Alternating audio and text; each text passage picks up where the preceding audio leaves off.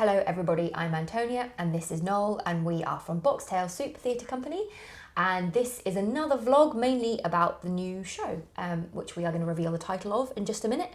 But the first thing I just wanted to mention was the fact that I am wearing a woolly jumper, a neck warmer and gloves, and I'm still cold, and Noel Byrne is sat here in a t-shirt. It's not that cold. It's cold. We had to turn the heater off because it's too noisy. Anyway, moving on. The last time I think we spoke to you all, we had all sorts of things up in the studio. We had the remake of the Picture of Dorian Gray set behind us, and we also had off camera, though I think.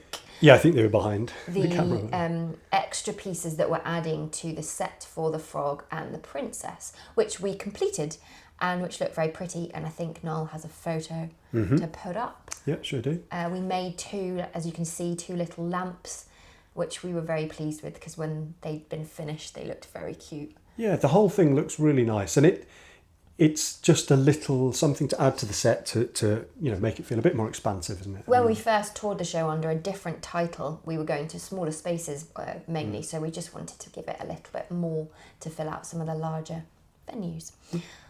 Moving on to the new show, which we have been working pretty much now then exclusively on over the last couple of weeks, and we've got very much stuck in. Noel has been spending a lot of days scratching his head and slightly despairing over the set design because as cool as it looks, it's really hard. But shall we tell them what we're doing? Yes, absolutely. Yeah, let's. You can have the privilege. Ah, thanks. You're welcome. So the show that we're going to be doing is 1984. We're very excited about it, and it, as we said before, I think has a bunch of challenges of its own. So it's been interesting to do the script, although, as we said before, we're really pleased with the adaptation that we've got so far, and excited about a lot of the ideas that we've come up with to deal with some of the challenges of a story like 1984. Yes, I mean, when I read it, I really enjoyed the first sort of half, and then it gets so dark, and then it's not really something that you can enjoy, I don't think, really, because it is just so dark. I mean, it's incredibly interesting and full of interesting sort of thought patterns and philosophy and all sorts.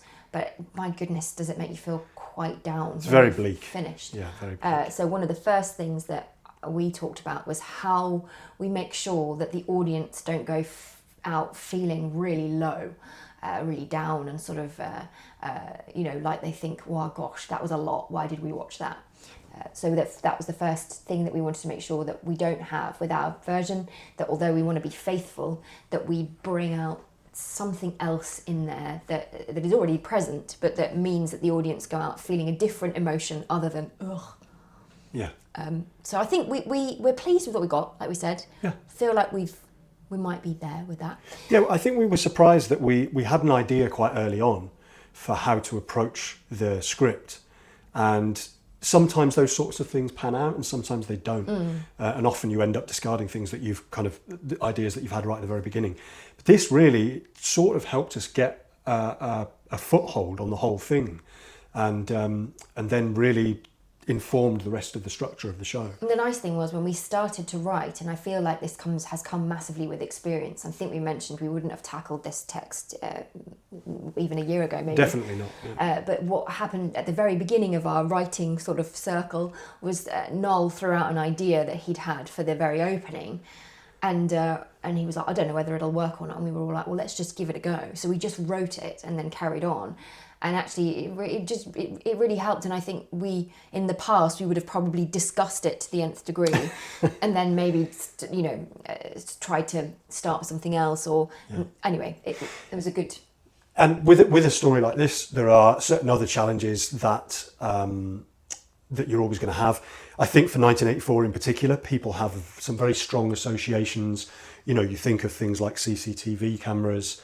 The image of a big mustachioed man as Big Brother, and the idea of the screens as well, the telescreens, which is always going to be a challenge if you're going to do it on stage, because those are the kind of things that you have to find a way to do, and not just it's not just finding a way to do them, it's finding a way to do them in an interesting way. Particularly in today's society, because when it was written, the idea of telescreens that could watch you and you watch them was quite profound. Like, that was futuristic, wasn't it? Yeah, That was and it felt sci-fi a at the little time. invasive, and you had that sense of surveillance and But stuff. we now carry around a screen in our pocket all the time that we can see through. We can watch, and it watches us effectively and listens to whatever we're saying. Yeah, there's nothing remarkable about somebody being able to see you through a screen, or having a screen there on the wall or in front of you or in your hand. There's nothing unusual about that. So how do you make that idea feel other again? Yeah, and feel sort of insidious and scary to a point. We were very pleased with something that we've come up with, which kind of made us go, oh. Yeah. So, but we're not going to tell you what it is. You have to come see the show. Yeah, so we got lots of ideas. I think it's a great title, and it's one that people are familiar with. They maybe think they know the story, but there's a lot of lovely detail in there. So we're really looking forward to getting started on the kind of the actual meat of rehearsing it and everything. So, in the meantime, yes, we've been making stuff. We've cast the show puppet and human in a slightly different way than we might have done with others. Our main character, Winston Smith, is going to be played by both puppet and human. Mm-hmm. And so that was the first challenge with the puppets, was to make a puppet that looks like the actor who's playing Winston. So I've got this far with that one. And actually I'm now pretty pleased with it. It's gone through a few stages. I made the head too tall at one point. What else had I done slightly wrong? I mean, basically, this came with experience. I made something knowing that I could cut it up and adjust it if I needed to. It still needs a few adjustments. Obviously, it hasn't got any hair. It will have hair, eyebrows, etc., all of which really help.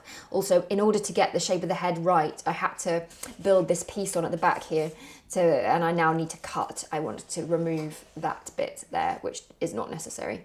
So I will do that, but it's getting there. I'm pleased because it's not far off. Yeah, the proportions and the nose and the eyes and everything, it's looking good. And we're also probably going to make him look a little more haggard than the actual actor. So I'm going to add a few, just slightly sort of bags under the eyes and a little creases around the mouth or whatever. Then the other puppets, we're going for just a slightly grotesque version. So where we wanted a character with slightly sucked in cheeks, you can see I've exaggerated it on this face here. At the moment she looks way too old, but it's because she hasn't got any hair. So I am convinced that once I've given her hair and eyebrows, she'll look the right age again. So I'm pretty pleased with her. She's pretty much ready to put the hair on. And I think that one looks great. I think it really hits exactly the sort of brief of them looking not like caricatures, naturalistic, but just a little bit grotesque, just a little bit into that uncomfortable. This one's in frame stage still, so you can see the pizza box, a bit of my hair on it. And then it's very difficult. You probably can't see this very well, but this is the husband of the one I've just shown you. He's got chubbier cheeks, this little nose, a nice little rounded chin. So yeah, I will get on with covering him later today. And then I think there's about 5 more, maybe. I can't remember, something like that. So there's a few. They will probably have bodies in a very similar way to the ones that we have for Casting the Runes and A Christmas Carol, because they work very well. The only thing we're going to make slightly different is we're going to give them a wrist joint, we think, because of certain things that they need to be able to pick up and do throughout the show. So that's where I am with those. Meanwhile, Noel has been getting on with the main piece of set, which is, I'm really sorry. I drew this set design. We liked it. I mean, to be fair to you, you could have said you didn't like it. I love the idea of it. It's a bit of a nightmare because it's basically, there isn't really very many right angles in it. Yeah, so as you might have remember if you've seen the set drawings and the pictures, and I'll put a picture of them up now. You can see there's this big kind of pyramid shape at the back of the stage, which is really nice, and it really, again, for something like 1984, we didn't want to do the industrial concrete kind of feel of things. but you have with this shape, you have this lovely, imposing, slightly threatening image that's kind of always present there at the back of the stage.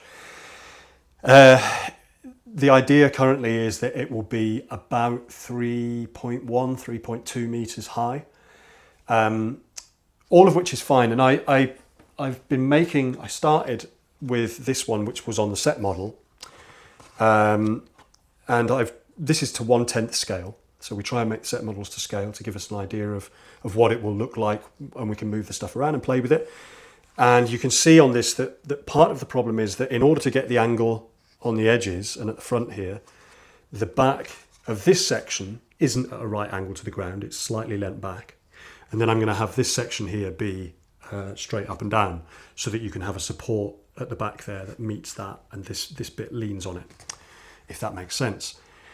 There are no right angles, so that always makes it slightly more complicated to work out and to cut out. So having made that one, I then moved on to make a slightly bigger one, and there are a few tricks that we want this piece of set to do, and a few ways in which these pieces are going to open and move and do interesting things. So you also have to consider all of that. I was quite pleased with this generally, though. You start to get more of a sense of what it might look like on stage. And since then, really, I might just slide this in fact, on here. I've been experimenting with ways of making it stable and light and relatively quick to put up. When we're on tour, you never have a great deal of time, and of course, more than anywhere else, if we do this at the Edinburgh Fringe, as we're planning to, then you have a very short amount of time to set things up, and a very short amount of time. And not much storage. I think that's actually the biggest problem. The storage is shared, so anything you make, you have to make sure that you can pack away into something safe, because you can't expect everybody just to be able to, to not knock into things, because it's almost impossible. Of course, yeah. And you don't have a very large amount of time to move that stuff. I shouldn't have picked that up. No, you shouldn't. Hopefully you can see this okay. I'll take a little video of the thing specifically. This is 1/4 size now, so I'm sort of working my way up, and the reason I wanted to make a slightly bigger one was so that I could also work out the other problem that we always have with any big pieces of set, which is how we pack them down for touring and for storage and for getting them in and out of the venues. So you might be able to see from there that I've got these sort of red lines marked out on the front of this one, which show the panels of foam board that are in the shape of the footprint of one of the trunks. So when these fold up, the idea is that it will fit into the bottom of one of the trunks. And that obviously then presents its own difficulties, because you then need to figure out, when you've unfolded all these pieces and when you've put them all together, what is it that makes them all rigid? What holds them together? What makes them a stable structure that's not going to collapse if it gets knocked into, that's not going to seem wobbly, and that's still going to look as nice as possible. So yeah, that's where I am at the moment. I'm trying to figure out a way of connecting these pieces, and I don't have the answer yet.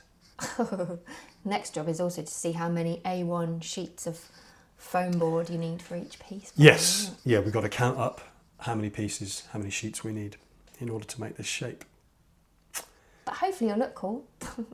Yeah, I mean, it's one of those things where you feel like it's worth pursuing, because I do think it looks great, and I would like to be able to do it as well as possible.